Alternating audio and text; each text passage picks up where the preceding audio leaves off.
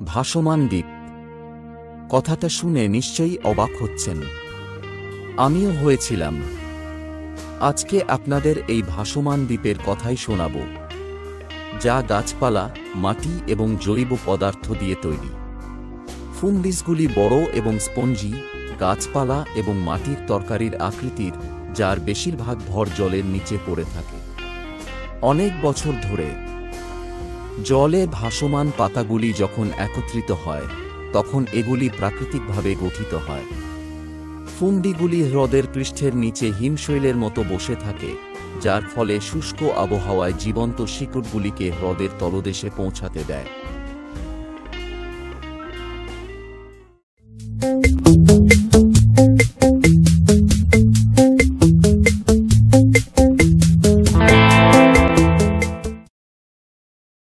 আমরা গ্রাম বাংলায় পুকুর ভর্তি পানা দেখেছি।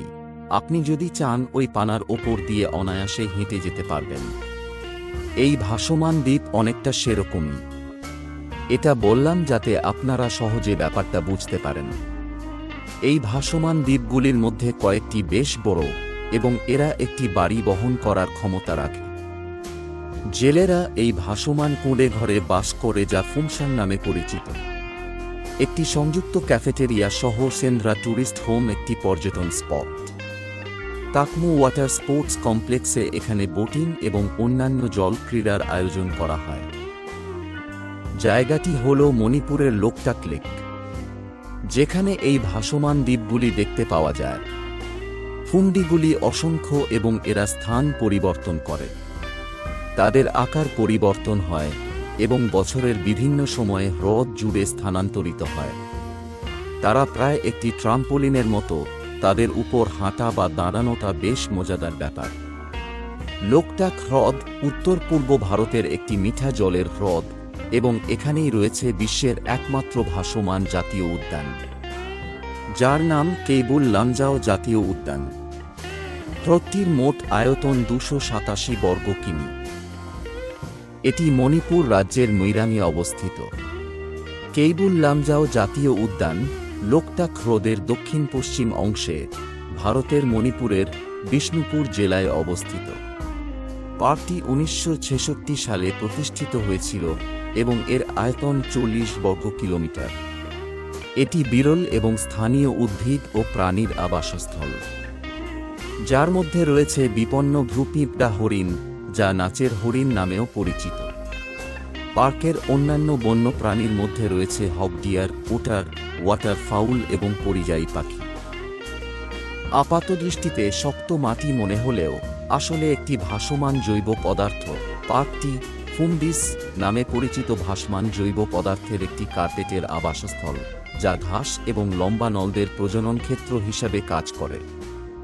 নভেম্বর থেকে মার্চ মাস এই স্থানটি ভ্রমণের সেরা সময়। এই মাসগুলিতে এখানে পরিযায়ী পাখির দেখা পাওয়া যায়। কেইবুল লামজাও জাতীয় উদ্যানে 450টিরও বেশি প্রজাতির অর্কিড রয়েছে, আর জলজ উদ্ভিদের কথা নাই বা বললাম। কেইবুল লামজাওকে প্রথমে বন্যপ্রাণী অভয়ারণ্য ঘোষণা করা হয়েছিল 1977 সালে। হুমকিপ্রাপ্ত সাংগাইকে রক্ষা করার জন্য এটিকে একটি জাতীয় উদ্যান হিসাবে গেজেট করা হয়েছিল, যাদের মধ্যে মাত্র 200টি বন্য অবস্থায় রয়ে গেছে। সাংগাই হরিণ একটি বিপন্ন প্রজাতি, যা এখানকার স্থানীয়। সাংগাইয়ের আবাসস্থল হল পার্কের ভাসমান জলাভূমি, যা দক্ষিণ এশিয়ার বৃহত্তম মিঠা জলের হ্রদ লোকটাক হ্রদের মধ্যে অবস্থিত। সাংগাই ভ্রুপিঁপড়া হরিণ বা এলস ডিয়ার নামেও পরিচিত। Keibul Lamjao national park UNESCO world heritage সাইটগুলির অস্থায়ী তালিকায় রয়েছে। কেইবুল লামজাও সংরক্ষণ এলাকা প্রাকৃতিক প্রাচীনতা, বৈচিত্র্য, সৌন্দর্য এবং মানুষের সংযুক্তির একটি অসাধারণ গল্পের প্রতিনিধিত্ব করে। গাছপালার ধরন, ফুন্ডির থিকনেস, নিষ্কাশন নেটওয়ার্ক, উন্মুক্ত জল এলাকার অবস্থান এবং মানুষের কার্যকলাপের ভিত্তিতে লোকটাক হ্রদকে বিস্তৃতভাবে 3টি অঞ্চলে বিভক্ত করা হয়েছে, যেমন উত্তর, মধ্য এবং দক্ষিণ অঞ্চল। হ্রদটি ডিম্বাকৃতির, যার গড় গভীরতা 2.7 মিটার রেকর্ড করা হয়েছে। হ্রদের দক্ষিণ অংশে 14টি পাহাড় রয়েছে, যা আকার এবং উচ্চতায় ভিন্ন দ্বীপ হিসাবে আবির্ভূত হয়। এর মধ্যে উল্লেখযোগ্য হল সেন্দ্রা, ইথিন এবং থানলা দ্বীপ। হ্রদটি জীববৈচিত্র্যে সমৃদ্ধ হওয়ায় 1990 সালে রামসার কনভেনশনের অধীনে আন্তর্জাতিক গুরুত্বের একটি জলাভূমি হিসাবে মনোনীত করা হয়। হ্রদটি মণিপুর নদীর অববাহিকায় নিষ্কাশন উপ-অববাহিকা এবং ইথাই ব্যারেজ পর্যন্ত এর সংশ্লিষ্ট উপনদীগুলিকে অন্তর্ভুক্ত করে। মণিপুরের মানুষ সামাজিক, অর্থনৈতিক, সাংস্কৃতিক এবং পরিবেশগতভাবে লোকটাক হ্রদ এবং কেবুল লামজাও জাতীয় উদ্যানের সাথে যুক্ত। জলবিদ্যুৎ, সেচ, খাদ্য হিসাবে ব্যবহৃত বেশ কয়েকটি গাছের আবাসস্থল, স্থানীয় মানুষের জন্য মাছ ধরার জায়গা, পশুখাদ্য, জ্বালানি, ওষুধ, জীববৈচিত্র্য, বিনোদন ইত্যাদির জন্য হ্রদটি মণিপুরবাসীর কাছে খুব প্রিয়। লোকটক হ্রদকে মণিপুরের লাইফলাইন হিসেবে উল্লেখ করা হয়েছে।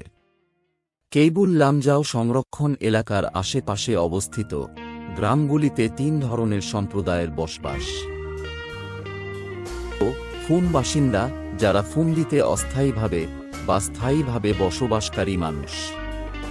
দ্বীপ সম্প্রদায়, যারা দ্বীপগুলিতে বসবাসকারী।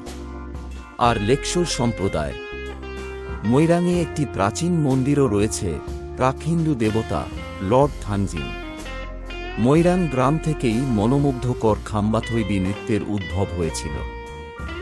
লোকটাক হ্রদ এবং কেবুল লামজাও জাতীয় উদ্যান মণিপুরের একটি প্রভাবশালী জাতিগোষ্ঠী মেইতেই দ্বারা অধ্যুষিত অনেক গ্রাম দ্বারা বেষ্টিত। মেইটিসদের সমৃদ্ধ সংস্কৃতি রয়েছে, যার মধ্যে ভাসমান কুঁড়ে ঘরগুলি তাদের স্থাপত্যে অনন্যতার উদাহরণ দেয়। করং, থাঙ্গা এবং ইথিন নামে 3টি পাহাড়ি দ্বীপ গ্রাম লোকটাক হ্রদে অবস্থিত এবং ফুমদিতে কয়েকটি ভাসমান কুঁড়ে ঘর রয়েছে। ফুমদি হল পচনের বিভিন্ন পর্যায়ে মাটি, গাছপালা এবং জৈব পদার্থের একটি মিশ্রণ। এগুলিকে যদি একসাথে করা যায় এবং বেঁধে দেখা যায়, তাহলে প্রায় অর্ধেক হ্রদ এলাকা এবং কেবুল লামজাও এলাকার 3/4 দখল করে নেবে। বন দেবতাকে লোকটাক হ্রদ এবং কেএলএমপির আশেপাশের প্রায় সব গ্রামেই পূজা করা হয়। এই গ্রামগুলিতে উমাংলাই হারাও বা উৎসব চলাকালীন যে লোকগীতি, নৃত্য এবং অন্যান্য সাংস্কৃতিক আচারগুলি পরিবেশিত হয়, তা মণিপুর রাজ্যের অন্যান্য গ্রামে পরিবেশিত অন্যান্য উৎসবগুলির থেকে একেবারেই আলাদা। আদিবাসীদের নৌকা বাইচ, জল পরিবহন ব্যবস্থা, দেশীয় জলজ খাবার প্রভৃতি সেই এলাকার উল্লেখযোগ্য বৈশিষ্ট্য। লোকটাক লেক এবং কেবুল লামজাও খাম্বাথৈবিয়ের 7টি অবতারের মহাকাব্যিক প্রেমের গল্পের সাথেও যুক্ত এবং থৈবি মহাকাব্যের সাথে জড়িত অনেক পবিত্র স্থান রয়েছে, যা এখনও গ্রামবাসীরা পূজা করে। অন্যদিকে সাংগাইয়ের সাথে অনেক কিংবদন্তি কাহিনী জড়িত। কাদেং থানজাহানবা নামে একজন কিংবদন্তি নায়ক একবার তার প্রিয় তনু লাইজিং রেম্বির জন্য একটি প্রেমময় উপহার হিসাবে একটি গুরুগম্ভীর মহিলা সাংগাই নিয়ে এসেছিলেন এবং কেবুল লামজাওয়ের বনে হরিণটিকে মুক্ত করেছিলেন। তারপর থেকে স্থানটি সাংগাইয়ের একমাত্র আবাসস্থল হয়ে ওঠে। সম্পর্কে আরও অনেক কথা বলা যায়, কিন্তু তাতে ভিডিওটি অনেক বড় হয়ে যাবে। তাই এবার বলি কিভাবে যাবেন।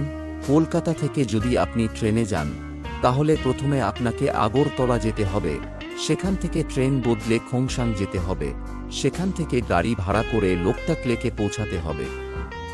এই পুরো জার্নিতে আপনার সময় লাগবে 45 থেকে 46 ঘন্টা। আপনি যদি ইম্ফল হয়ে যেতে চান, তাহলে এখান থেকে গাড়ি ভাড়া করে যেতে পারেন। দূরত্ব 30 কিলোমিটার। লোকটাক লেক ঘুরে দেখার জন্য 4 দিন যথেষ্ট।